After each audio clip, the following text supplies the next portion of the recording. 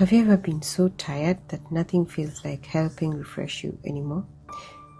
The kind of exhaustion that follows you everywhere. Hello, everyone, and welcome to the podcast. If you're new here, welcome. And for those who've been here, welcome again. My name is Marianne. I am the host of this podcast. I speak mainly about sleep and sleep disorders. Thank you for spending this time with me today. This episode is going to be a very personal one because today I want to talk about something that quietly but profoundly affected my life, and that's poor quality of sleep. This is not just a story about being tired, but rather how disrupted sleep impacted my health, especially while I was pregnant, and also later on into motherhood. I watched my child struggle with sleep issues of his own, and that kind of woke me up, or rather made me aware of the emotional exhaustion and the confusion, and to some extent the level of helplessness that I was experiencing trying to fix the sleep issues, like for myself and my child. In all that, I got to confirm for myself how sleep is not really optional, but rather a very essential part of our lives. Before pregnancy, I thought I knew what being tired was. The occasional nights out with friends, busy days at school or at work. But pregnancy introduced a totally different level of exhaustion. What surprised me was how nothing seemed to be available to make the situation better. My OBGYN said it's normal. Even people around me, or like anyone or anywhere you'd search, most of the time it would be it's normal to be tired. And during pregnancy, or rather it's part of being pregnant, to experience fatigue, to just be tired, be sleepy all the time. It was normalized, or it's known to be normal. I was so tired to an extent that mostly, even at work, I wouldn't come through the day without having to take a nap. So my lunch break were mostly just for napping. But it was also my point of privilege because I was working in a sleep lab, so a place to sleep or a place to take my naps was easily available. But what struck me at some point was how my symptoms were similar with what many patients were presenting, especially patients who had like OSA, or obstructive sleep apnea. They were presenting with these quite similar symptoms like what I was experiencing: the tiredness, the frequent awakenings at night to go to the bathroom, to visit the bathroom, and this constant fatigue and irritability, the restlessness, especially while trying to fall asleep or even after falling asleep. So we had a discussion with the physician at my lab, and I did a test. I had previously been doing several tests. Working in a sleep lab also with curiosity most of the time, either testing for new devices or just to know how my sleep looks like. I would be doing sleep tests. Most of the time, I never had anything that was like to talk about. There was no sleep apnea. There's nothing eventful in my sleep. But during this time, the results confirmed, or rather showed, that I had developed obstructive sleep apnea. And of course, again, as a point of privilege, working in a lab, I had the resources and the knowledge to start a treatment. And so I started using a CPAP machine, which is mostly like the one of the options for treating sleep apnea, and also for this, for my situation, also during pregnancy, I didn't want to explore other options because the CPAP was like the easiest and most available option for me to use, and also with not much things input or external. I mean, there was just a mask I put on, sleep.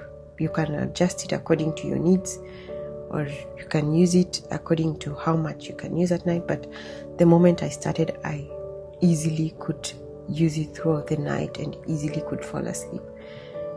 And it was fascinating to see how I immediately felt a difference after starting the treatment. I not only slept better at night, but I no longer needed to nap during the day at work in order to get through my tasks. The fogginess and the much effort I needed even to carry out simple tasks were no longer there. And this experience has opened also doors and also raised curiosity in the lab general where I work on how women, especially pregnant women, get cared for during their pregnancy and what can be done for this group of population, or rather for women while they're pregnant. What can be done? Can we just say that, yeah, it's normal to be tired and to sleep poorly during sleep, or can we actually do something to make the experience more lighter and more hard? I mean, being pregnant is already hard enough. So how about we fix something, or we do something that can make it a bit lighter? And I was surprised how that period of poor sleep made me see myself differently, and also being aware of some of the consequences of poor sleep. Of course, at the beginning, I didn't really pay much attention to it, but I saw myself being more irritable, more sensitive, feeling overwhelmed real quick, and of course the sleepiness during the day. I'm not the kind of person who used to take naps, or I don't really take naps, so seeing myself that time needing naps was quite interesting to observe. And like I said, pregnancy is already hard, a really hard experience. So add on to sleep deprivation to that's really hard. Things like forgetfulness are also clearly worse when sleep deprived. And of course that with pregnancy, it comes along. Normally we say, yeah, motherhood dementia. But maybe, or just maybe, it could be as a result of the poor sleep or the developing of sleep apnea. And I think, I strongly believe that all women probably develop sleep apnea during pregnancy, if not at the beginning, then at the end, because the changes that women go through, the weight gain, everything, they are really quite similar, parallel to what people typically experience when they have full-blown obstructive sleep apnea. And if this could be fixed, just the sleep, or the sleep could be optimized, I believe this could go a long way to save a lot of women's life. And yeah, I enjoyed the rest of my pregnancy with the treatment, and I was glad that at the end of the day that I had gone through that experience. And I'm hoping that some of the things, the projects we are now launched into this will go a long way into serving other women out there, not just in my surrounding, but everywhere. That women will have a different experience during their pregnancy, and that more attention will be paid during this time, and not just brush things off as normal. So that was my very own experience from my own body. Then later on, or fast forward, postpartum. The baby was there. Everything was okay. And of course, the first nights or the first initial months are typical. I mean, the sleeplessness or the disrupted sleep are normal and quite expected, because this is a new human trying to adjust to a new environment. Everything is new for both of them, and I think even for the mother, just having somebody new in your room, it's hard to go through the night just sleeping deep. One is always worried about where are they, did they fall, did I sleep on them, or are they still breathing? So those were there, but they were bearable. And what changed our experience was at about 6 months, I noticed the baby was a bit more restless, and the restlessness came later.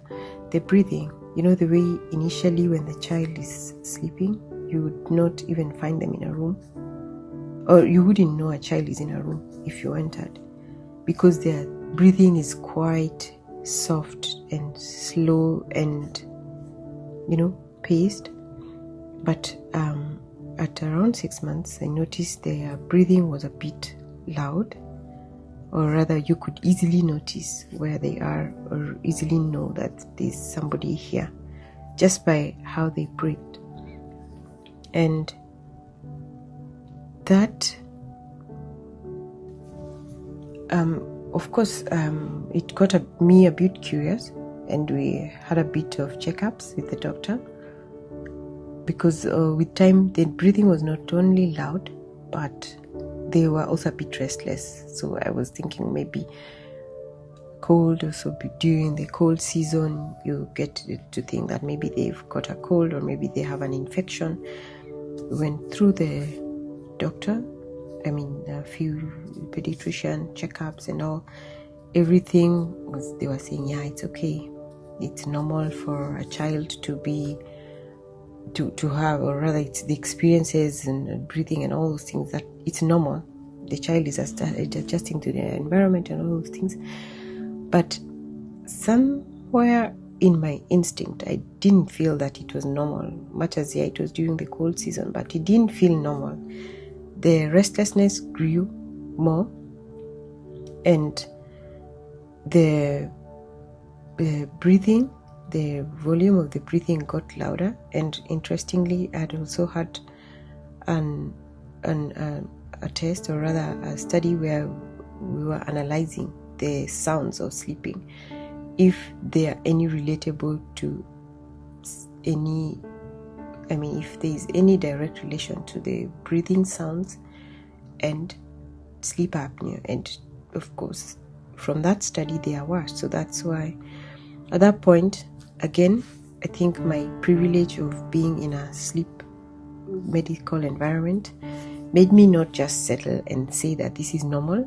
I still tried to look for solutions for my child, and made a few more visits to the specialist, because there are some things you can't just go and say this is what I want. Sometimes you have to go through the specialist for them to confirm, to rule out things. So at some point, after I wasn't really satisfied with what the specialists from the child's side, and like the pediatricians, were saying, I consulted with the physician at the sleep lab, because of course this was again not just the breathing, but also with the sleep. It became more and more restless, and also more disrupted, that to a point that I also was getting disrupted, or we were getting more disrupted sleep, taking turns to sleep, to watch over the child. My partner and I had to at some point even sleep in shifts, because the child was really struggling. And when I presented this information to the physician at the sleep lab, he, of course, like many doctors, wanted to know more. Actually, let me say that he wanted to know much more than what the previous doctors wanted to know from us. He wanted to know how he sleeps during the day, how he sleeps at night, how it looks like. And of course, the narration alone at times is not enough to say. And that's when he asked me to have like a video recording of the child while sleeping, because during the day it's hard to see those struggles that we experience at night. And it's at that point that previously most doctors are saying, yeah, there could be a problem, but being a baby, most of the time we let them adjust up to at least 1 year. Before that, there's nothing much can be done. But after the physician at the lab saw this, he immediately referred us to HNO. HNO is a specialist for the ENT. HNO, I said it in a different way, but the ENT specialist he referred us to. Also, I liked how he dealt with our case, because he not only assessed the child based on the information we presented him with at that moment, but also asked about the history, how the child has been, and also the recordings at night. Because these are things when you go to the doctor during the day, they cannot see from the child immediately, but when they saw the child, how they were breathing there, and the recording, immediately they say the child had a surgery, because things like CPAP were not helping. And also, CPAP also can only help if there is a level of tolerance, but we had also tried this and the child wasn't tolerating this. And I think after struggling long enough, it could have even been from the time they were born, but the fact that we noticed it much later, probably the body was already very irritable, that adding something on them at night was just annoying and irritating them, so they couldn't take any other thing. And that's why the decision to have the tonsils, like that, the diagnosis was that they had really enlarged tonsils that were blocking the airway, both during the day and at night, because you could easily hear them breathe during the day. So the decision to have him go through surgery was really, really, really difficult, but necessary at that point, because we were all struggling and we couldn't wait longer to get a remedy, or to wait for the child to get to later on for whichever reason. So, and at this point the child was extremely fussy, sleeping all the time, rather sleepy, but really not able to sleep. They would try to fall asleep and would wake up due to snoring, irritable, feeding, all those things that come along when, you can imagine as an adult, if you've not slept well, how it can feel for a child. They're adjusting to the environment and also their body, so too much going on. And what struck me most was to see how familiar it all felt, observing from my lens, having gone through poor quality of sleep. It was like looking in a mirror. The deep fatigue and the impact it had on him during the day was quite hard to process. So this journey taught me several lessons that I wish more people talked about. First, snoring, whether in adults or children, is not always normal. It can be a sign of an underlying issue that requires attention. Secondly, daytime sleepiness is not laziness or a character flaw. It's a signal from the body that something isn't right. And this can both be for babies or for adults. Of course, we know babies sleep a lot, but there is a level of sleepiness that you can look at in a child and notice that it's not normal. And thirdly, advocating for yourself and your child really matters. Ask questions, seek specific tests you think lead to a proper diagnosis, and also trusting your instincts. Those can always help you make life-changing decisions or differences. And finally, if you're in a position to get yourself or your loved ones to something better for them, do so. Don't hesitate to feel guilty of taking advantage of privileges you have.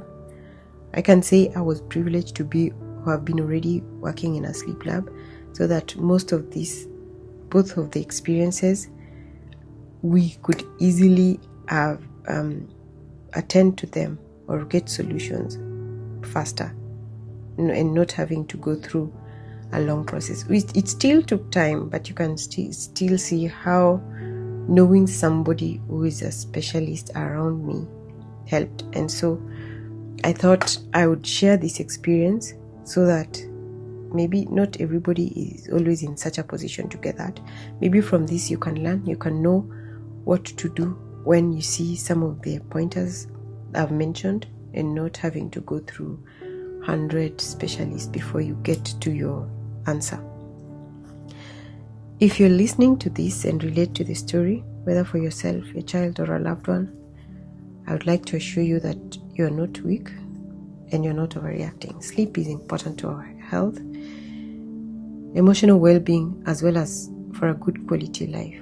So thank you for spending this time here today, and for listening, and for allowing me to be vulnerable and to share this very personal journey. Feel free to like, subscribe, or share with someone who might need to hear this.